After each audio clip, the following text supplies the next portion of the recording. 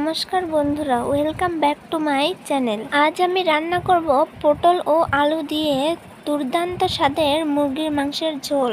ভিডিওটি স্কিপ না করে শুরু থেকে শেষ পর্যন্ত দেখার অনুরোধ রইল। ভিডিওটি শুরু করার আগে আপনি যদি এই চ্যানেলে নতুন হয়ে থাকেন তাহলে চ্যানেলটি সাবস্ক্রাইব করে পাশে থাকা বেল আইকনটি বাজিয়ে দিন, যাতে পরবর্তী ভিডিও ছাড়ার সঙ্গে সঙ্গে নোটিফিকেশন সবার আগে আপনার কাছে পৌঁছায়। তো চলুন ভিডিওটি শুরু করা যাক। আমি এখানে প্রথমেই হাফ কেজি মাংস ধুয়ে নিয়েছি আর নিয়েছি কিছু আলু ও পটল ডুমো ডুমো করে কেটে। আমাদের বাড়িতে অনেকেই আস্ত রসুন খায়, তাই 3টে আস্ত রসুন নিয়েছি। এখানে মাংসের মশলার জন্য নিয়েছি শুকনো মরিচ, আদা, রসুন কোয়া, জিরে, দারচিনি, কালো এলাচ, সাদা এলাচ ও লবঙ্গ। আরও নিয়েছি তেজপাতা। আর এখানে কিছু পেঁয়াজ চাকা করে ও কিছু পেঁয়াজ কুচি করে নিয়েছি। এখানে কুচি করা পেঁয়াজ ও তেজপাতা বাদে বাকি সব বেটে নেব। আমাদের সমস্ত মশলা বেটে নেওয়া হয়ে গেছে। এখন এসব মশলা দিয়ে মাংসগুলো মেখে নেব।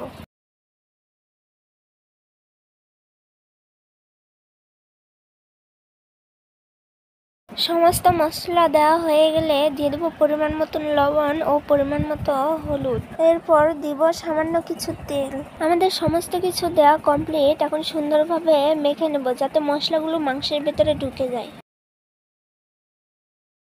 এরপর আধা ঘন্টা রেস্টে রেখে দেব। আধা ঘন্টা পর চুলায় একটি কড়াই বসিয়ে দিয়ে দেবো পরিমাণ মতো তেল। তেলটা গরম হয়ে গেলে দিয়ে দেব কেটে রাখা পটলগুলো।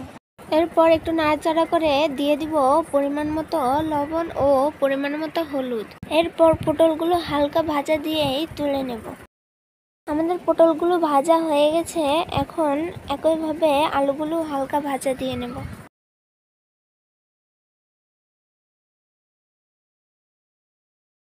আমাদের আলুগুলো ভাজা কমপ্লিট। এখন মাংসটা তেলে দেওয়ার জন্য কড়াইতে প্রথমে দিয়ে দেবো পরিমাণ মতো তেল। তেলটা গরম হয়ে গেলে দিয়ে দেব সামান্য জিরে ও তেজপাতা। এরপরে দিয়ে দেব কুচি করে রাখা পেঁয়াজগুলো। পেঁয়াজগুলো গোল্ডেন ব্রাউন কালার করে ভেজে নেব। আমাদের পেঁয়াজটা ভালোভাবে ভাজা হয়ে এসেছে। এখন দিয়ে দেব মাংসগুলো। আমাদের মাংসগুলো দেওয়া হয়ে গেছে। এখন ভালোভাবে মিক্স করে নেব। এরপর চুলার জালটা মিডিয়াম টু লোয়ে রেখে ঢাকনা দিয়ে ঢেকে 10 মিনিটের মতো কষিয়ে নেব। এখন দিয়ে দিব ভেজে রাখা আলু ও পটলগুলো। আলু ও পটলগুলো দেওয়া হয়ে গেলে এগুলোর সঙ্গে আরো 5 মিনিটের মতন ঢেকে কষিয়ে নেব। দেখতে হবে কাঁচা রসুনের গন্ধ যেন না থাকে। মাংসগুলো যদি এভাবে কষাতে পারেন তাহলে মাংসের স্বাদ হবে দ্বিগুণ। 15 মিনিটের মতো এইভাবে কষালে সেই সময়ে মাংসগুলো সেদ্ধ হয়ে আসে ভালোভাবে। আমাদের মাংসগুলো ভালোভাবে কষানো হয়ে গেছে। এখন দিয়ে দেব পরিমাণ মতো ঝোলের জল।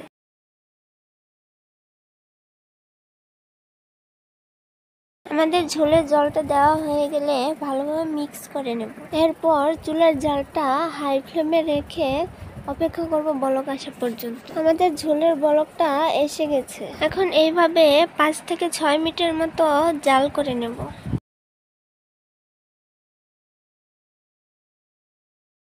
6 মিনিট পর আমাদের মাংসের ঝোলটা প্রায় হয়ে এসেছে। এখন তরকারিতে কিছু জিরে ভেজে গুঁড়ো করে দিয়ে দেব।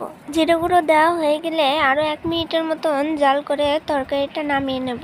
বন্ধুরা, আপনারা একবার হলেও বাড়িতে এভাবে মাংস রান্না করে দেখবেন। আর কেমন হয়েছিল সেই রান্না অবশ্যই আমাকে জানাতে ভুলবেন না। বন্ধুরা, ভিডিওটি কেমন লাগলো অবশ্যই কমেন্টে জানাবেন এবং ভিডিওটি ভালো লাগলে লাইক, কমেন্ট এবং শেয়ার করে আমার এই ছোট্ট চ্যানেলটির পাশেই থাকবেন। আর আপনি যদি এখনো চ্যানেলটি না সাবস্ক্রাইব করে থাকেন তাহলে চ্যানেলটি সাবস্ক্রাইব করার অনুরোধ রইল। দেখা হচ্ছে পরবর্তী ভিডিওতে। ততক্ষণ পর্যন্ত ভালো থাকুন, সুস্থ থাকুন। Tata, bye bye.